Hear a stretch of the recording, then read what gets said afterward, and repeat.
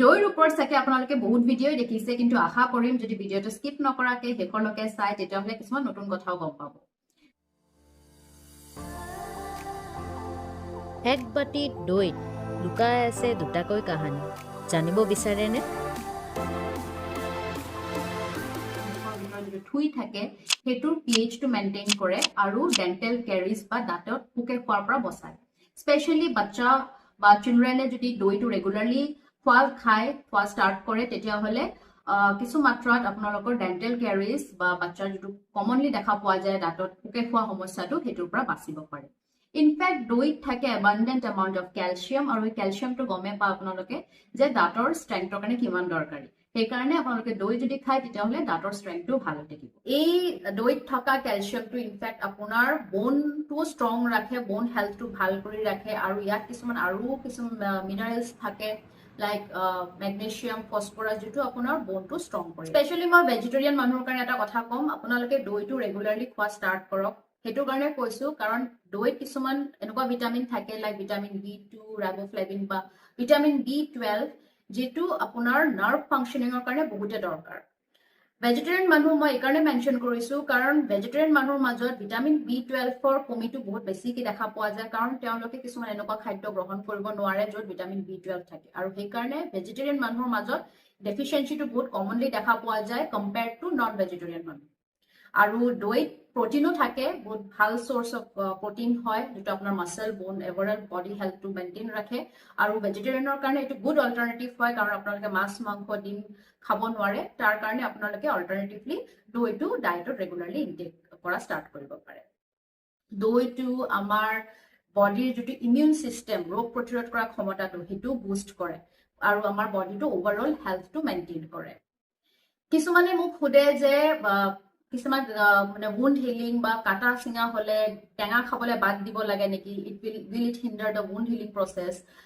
টেঙা খালে বা স্পেচিয়েলি দৈ খোৱা বাদ দিয়ে, কাৰণ পোষ্ট চাৰ্জাৰী হওক, কেতিয়াবা অপাৰেশ্যন কৰা ঘাঁ নুশুকাব বুলি ভয় খায়, কেতিয়াবা কাটিলে চিঙিলে তেতিয়াও দৈটো বাদ দিয়ে, কাৰণ টেঙা হয়। মানুহৰ এটা মাজত এটা ধাৰণা আছে যে টেঙা বস্তু খালে wound healingটো শ্ল' হৈ যায়, প্ৰপাৰলি ঘাঁটো নুশুকায়। ইয়াত এটা মই কথা ক'ব বিচাৰো, কাৰ্ডটো আপোনাৰ নেচাৰেল প্ৰডাক্টটো কমাব, wound ইনফ্লেমেশ্যনটো কমায়, আৰু ইনফেক্ট আপোনালোকে দৈ খোৱাটো অমিট কৰিব নালাগে। দৈ খাবলৈ আপোনালোকে ছেফলি খাব পাৰে, এইটো আপোনাৰ ঘাঁ শুকোৱা বা wound healing প্ৰচেছত একো হেম্পাৰ নকৰে। আপোনালোকে যদি দৈৰ বিষয়ে ভিডিঅ' চাইছে তেতিয়াহ'লে প্ৰ'বায়'টিক বুলি শব্দটো চাগে নিশ্চয় শুনিছে। তেন্তে প্ৰ'বায়'টিকটো কি হয় গম পায়নে? যদি গম পায় তেতিয়াহ'লে কমেণ্ট কৰি মোক জনাব, আৰু যদি গম নাপায় ভিডিঅ'টো কিন্তু শেষলৈকে চাব, তাৰ বিষয়ে মই কৈ আছো। এজন ছাল বিশেষজ্ঞ হিচাপে মই স্কিন আৰু হেয়াৰ হেল্থটোৰ কথা কেনেকৈ পাহৰিব পাৰো।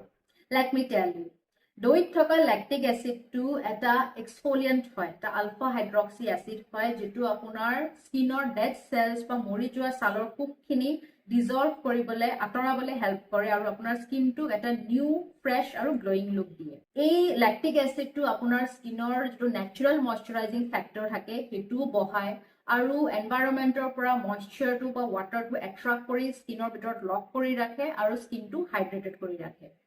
আপোনালোকৰ যে চেনচিটিভ স্কিন থাকিলেও এইটো লগাব পাৰে, কাৰণ এইটো মাইল্ড হয় বহুত compare to other alpha hydroxy acid like glycolic acid হওক বা চেলিচাইলিক এচিড হওক। এইটো কেতিয়াবা চেনচিটিভ স্কিনৰ কাৰণে বেছিকে কেতিয়াবা চেনচিটিভিটি কৰিব পাৰে, but lactic acid comparatively it's very mild আৰু ছেফ টু ইউজ হয়, আপোনালোকে ঘৰত লগাব পাৰে। ইনফেক্ট আপোনালোকে থ্ৰু আউট দ্য ইয়েৰ লগাব পাৰে, উইণ্টাৰতো আনকি লগাব পাৰে, কাৰণ এইটোৱে উইণ্টাৰতো ইমান বৰ এটা ড্ৰাইনেছ নকৰে, কাৰণ যিহেতু মই ক'লো ইয়াত অলৰেডি এটা মইশ্চাৰাইজিং প্ৰপাৰ্টি এটা থাকে। বহুতে চুলিত লগায়, চুলিৰ কোৱালিটিটো ভাল কৰিবলৈ দৈ চুলিত স্কেল্পত লগায়। আনকি মা দেউতা, ককা আইতাহঁতেও তেওঁলোকেও কৈ আহিছিলে যে চুলিত দৈ লগালে ভাল হয়, স্পেচিয়েলি টু ফাইট অফ ডেণ্ড্ৰফটো ঠিক কৰিবলৈ দৈ লগোৱা হয়। ইয়াত মই এটা কথা ক'বলৈ বিচাৰো, নো ডাউট দৈত লেক্টিক এচিড থাকে, আৰু এই লেক্টিক এচিডটো আপোনাৰ স্কেল্পৰ পিএইচটো বেলেঞ্চ কৰি ৰাখে, সন্তুলনটো ঠিকে ৰাখে পিএইচৰ, আৰু মাইক্ৰবায়মটো ঠিকে ৰাখে। বাট যদি এবাৰ আপোনাৰ ডেণ্ড্ৰফ বেছিকে হৈছে, ডেণ্ড্ৰফ বেছি হোৱা মানে ফাংগাল গ্ৰোথ, আৰু এই ফাংগাছটো ঠিক কৰিবলৈ এই লেক্টিক এচিডটো ছাফিচিয়েণ্ট নহ'বও পাৰে, তাৰ বাবে হয়তো আপোনালোকক এণ্টি ফাংগাল শ্বেম্পুজ দৰকাৰ পৰিব পাৰে। মোৰওভাৰ আপোনালোকে যদি দৈ খায় তেতিয়াহ'লে আপোনাৰ নেচাৰেলি গ্লো কৰিবলৈ হেল্প কৰিব। দৈ এটা প্ৰবায়টিক হয় যিটো আপোনাৰ অন্ত্ৰ বা পচন নলীটো সুস্থ ৰাখে আৰু বডিৰ প্ৰডাক্টটো ইনফ্লেমেশ্যনটো কমায় আৰু আপোনাক এটা নেচাৰেলি স্কিনটো হেল্ডি আৰু হেয়াৰটো হেল্ডি কৰি ৰাখিব। তেন্তে প্ৰবায়টিক কি হয় আহক জানো। দৈত থাকে কিছুমান গুড বেক্টেৰিয়া, লেক্টোবেচিলাছ নামৰ এটা বেক্টেৰিয়া থাকে যিটো ভাল বেক্টেৰিয়া হয় আৰু এই বেক্টেৰিয়াটোৱে আমাৰ পেটৰ ভিতৰত কিছুমান এনেকুৱা বেক্টেৰিয়া আছে, ভালো আছে বেয়াও আছে আৰু সেই ভাল বেয়াৰ সন্তুলনটো বজাই ৰাখে এই গুড বেক্টেৰিয়াটো যিটো আমাৰ দৈত পোৱা যায়। এই গুড বেক্টেৰিয়াটো বেড বেক্টেৰিয়াটো মিনিমাইজ কৰিবলৈ বা কমাবলৈ হেল্প কৰে আৰু গুড বেক্টেৰিয়াৰ অভাৰগ্ৰ' কৰে, মানে গুড বেক্টেৰিয়াৰ মাল্টিপ্লাই কৰি নম্বৰটো ইনক্ৰিজ হৈ যায় আৰু তাৰ বাবে আমাৰ এবজৰ্বেশ্যনৰ কাৰণে ভাল হয়। যেতিয়া আমি কিবা খাদ্য খাওঁ সেইটো এবজৰ্পশ্যনটো ভাল কৰে, কনষ্টিপেশ্যন দূৰ কৰে, ব্লটিং বা পেট ফুলা যিটো ভাৱ হয় সেইটো আঁতৰাব পাৰে আৰু কিছুমান ইৰিটেবল বাউল লাইক চিণ্ড্ৰম, ক্ৰনছ ডিজিজ বা আলচাৰেটিভ কলাইটিছ এইবোৰৰ পৰা আপোনালোকে ৰক্ষা পাব পাৰে। কমেণ্টত মোক লিখি পেলাই জনাওক যে আপোনালোকে দৈ খাই ভাল পায় নে বেয়া। দৈ যদি খাই আপোনালোকে ব্ৰেকফাষ্টত খাব বা লাঞ্চৰ পিছত খাব। কমেণ্টত এইটো লিখি পেলাই জনাব যে আপোনালোকে দৈত কিবা নিমখ বা চেনি মিক্স কৰি খায় নেকি। যদি খাই আছে তেতিয়াহ'লে কৰি আছে ভুল।